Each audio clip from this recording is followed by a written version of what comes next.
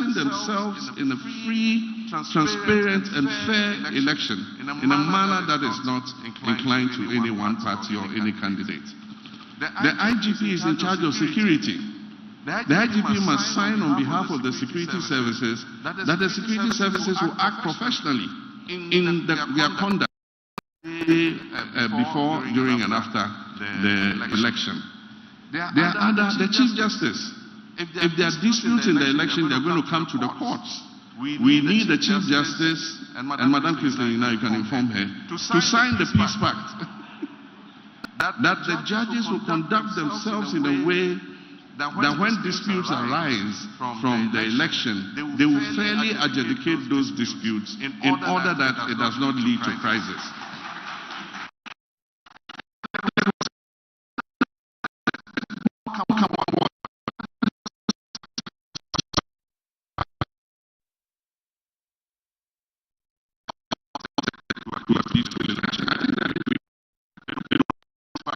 Meaningful.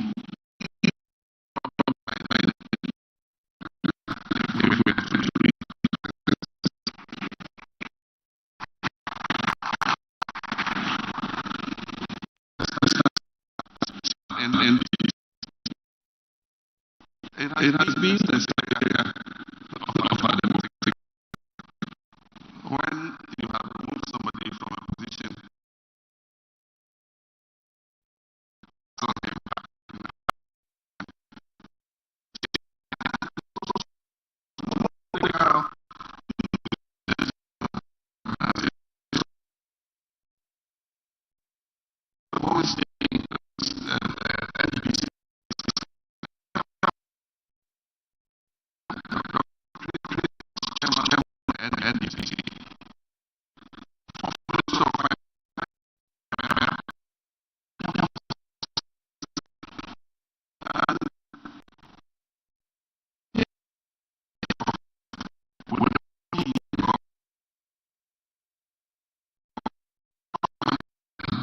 not anyway.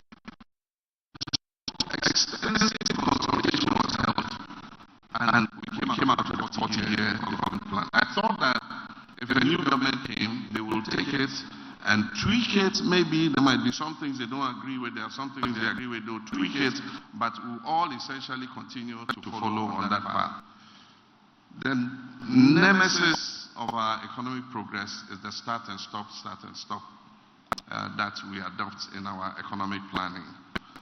Lo and behold, 40-year development plan was shunted aside, and some plan called Ghana Beyond Aid, which landed us in the deepest aid debt hole we have ever experienced, was brought to replace it.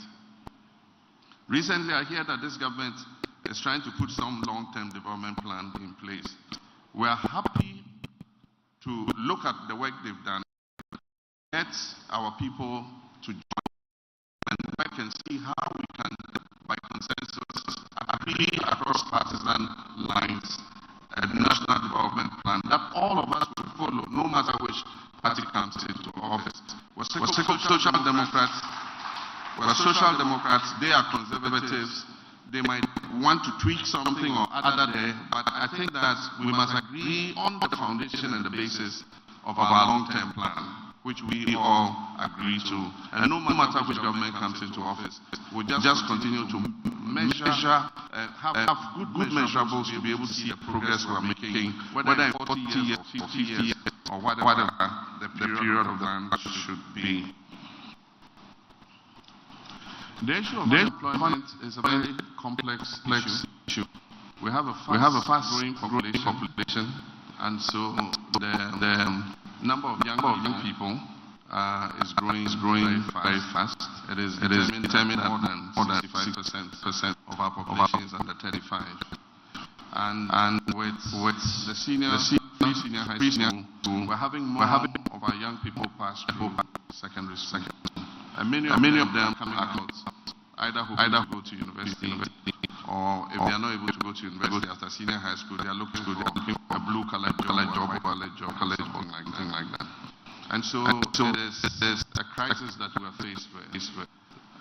People say it is something that's contagious. If your growth is not keeping up with the growth of that segment of your population, then you're sitting on the time.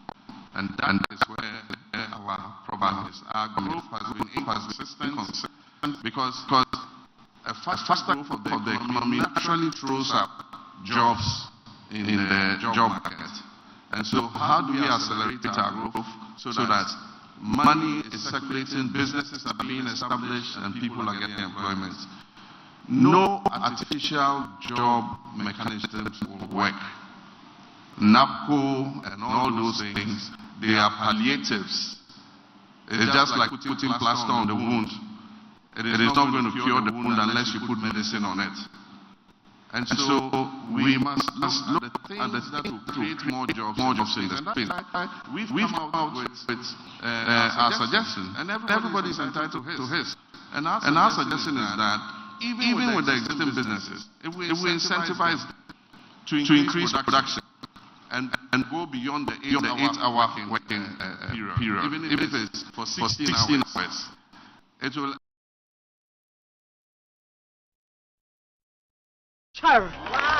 Shawasitna mutu abapa edi sakraya papa beba wabrabom to abama John Mahama ni NDC ana afia batu yi wana okoto abama no abatevia so that we can create the processing capacity to employ more young people.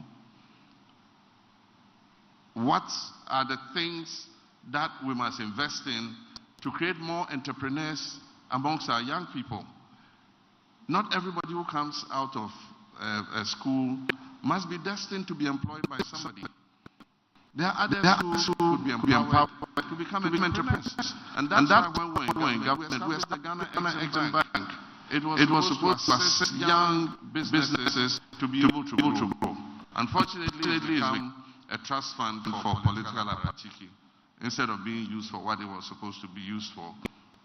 And so we're going to go back to the basics and see how we can stimulate all these engines in order that we're generating more jobs.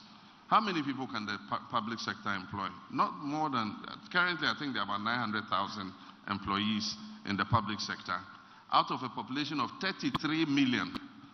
And so naturally, the biggest or the largest capacity for job creation is in the private sector and self-employment.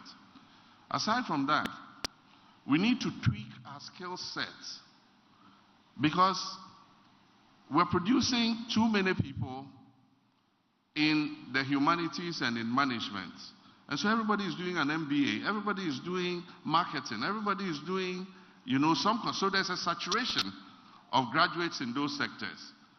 And yet you go and find out there's a deficit of middle-level technicians. People are looking for very skilled technicians. They're looking for very skilled plumbers.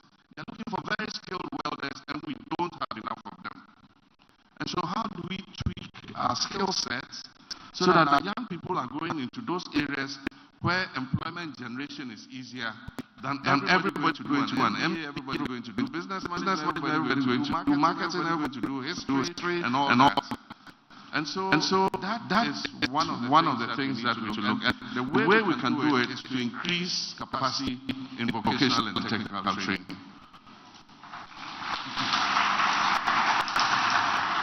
And so for some of our secondary schools, we must convert into technical and vocational training schools. People can finish JHS and say, look, I want to go into the technical and vocational school because I want to learn the skill, get the certificate, and go into work. And they should be able to do that. And so those are reforms that we'll look at.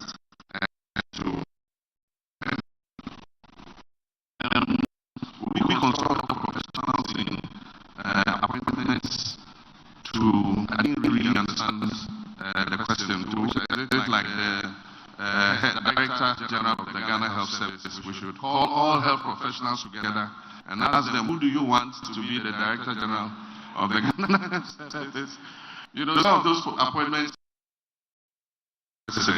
he will consult as far as possible in order to get a good person to be there.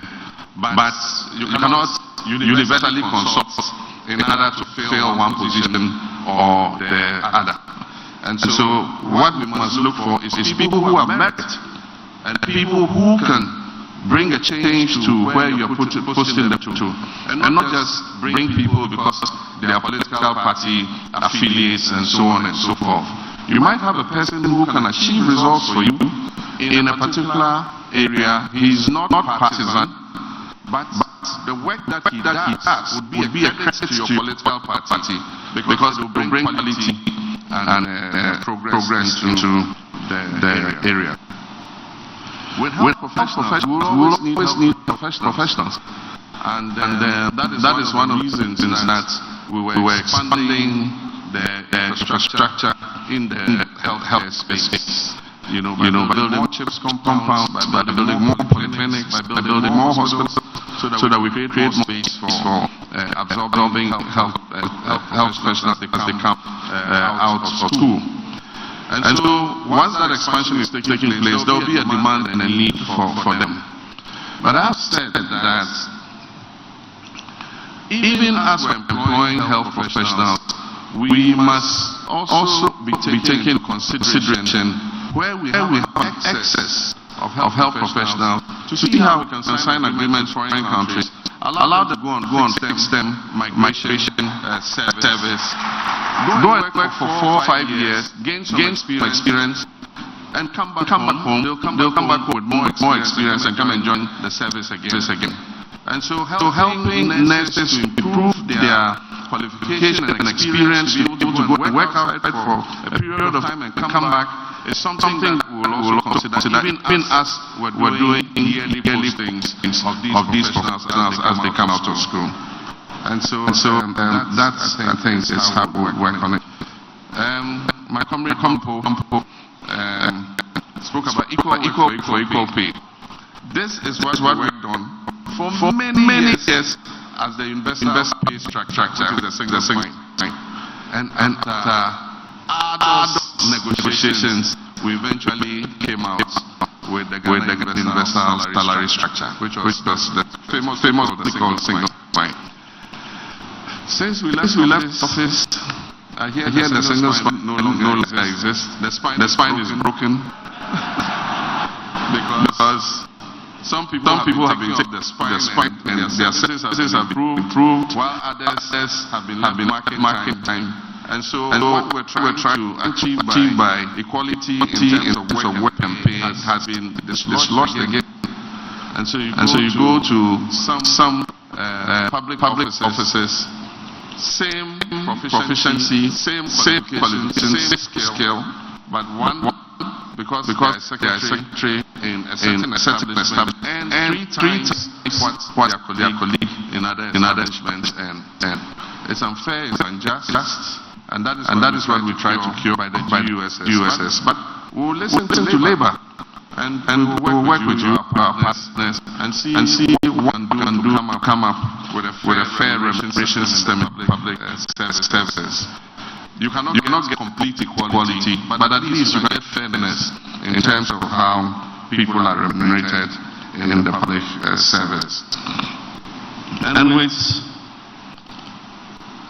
Reverend Benson, pastors are suffering. And I've always said that our pastors are among the first to notice when the economy is declining.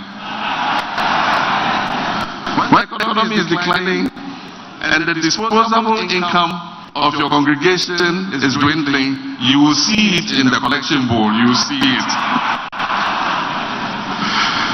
The metamorphosis of 10 CD and 5 CD notes and 1 CD notes will be very obvious. And you see a very visible absence of 50s and 100s and 200 notes. Then you know that sometimes you even see coins in the collection bowl. Then you know the economy is in crisis. And so, like Pastor said, NDC is going to work. Our first priority is to stabilize the economy. And then also stabilize the depreciation of the CD, because depreciation of currency has an effect on every other sector of the economy. And so to be able to do that, and we accelerate the growth of our country, and we're able to bring in more inward investment.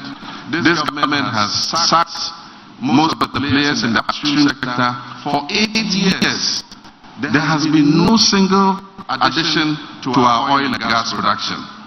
And yet we're in the transition period for oil and gas. This is the time we should be pumping that oil and gas like crazy.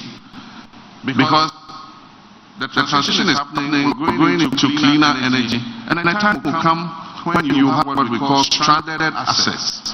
Stranded assets are what will happen when the gas in the ground, but and so we must encourage our partners to increase oil and gas production. We must get the EMS of this world to come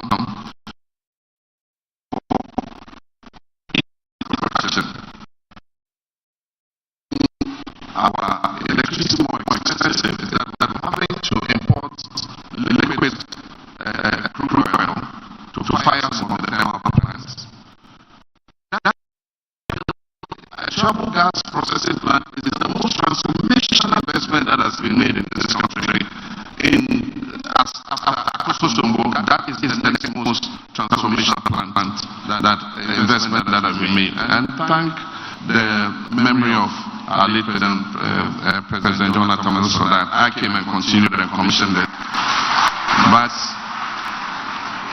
that plant is saving us more than $500 million every year, which we would have used to pay for crude oil. We're able to increase and bring on a second gas train, and more gas to bring on board. If we get ENI to come back and also drill and produce more gas, it will bring the cost of electricity down, and it will increase the non-tax revenue that we get. We must invest in the cocoa sector, stop the mismanagement in the cocoa sector. The headquarters of cocoa alone spent 3.4 billion cedis